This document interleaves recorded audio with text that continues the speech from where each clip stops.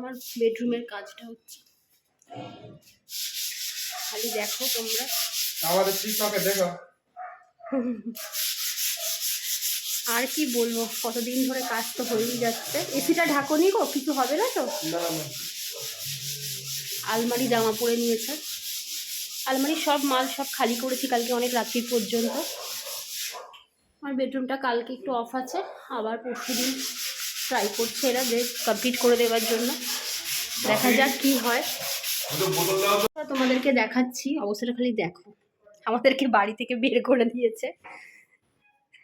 আমাদের এই করুণ অবস্থা, আমরা কি বলবো, কখন গোছাবো, কি করবো আমি নিজেও জানি না। তার মধ্যে একটা মজার ব্যাপার হচ্ছে, কালকে আমার শ্বশুরের খুব কাছের একজন বেস্ট ফ্রেন্ডের ছেলের বিয়ে। জানি না জামা কাপড় শাড়ি ঠাড়ি কোথায়, সাদার জিনিস কোথায়, কিচ্ছু বলতে পারবো না। এখন আমি খুব একটা জন্য কাজেও যাচ্ছি না, খুব এমার্জেন্সি কাজ ছাড়া, বুকিং ছাড়া আমি বেরোচ্ছিও না। কারণ বেরোবো কী করে, আমি তো কোনো কিছু খুঁজেই পাচ্ছি না ঠিকঠাক করে। যাই হোক, এটা হয়ে গেলে পর হতে পারে আস্তে আস্তে গুছিয়ে ফেলবো, সব ঠিক হয়ে যাবে।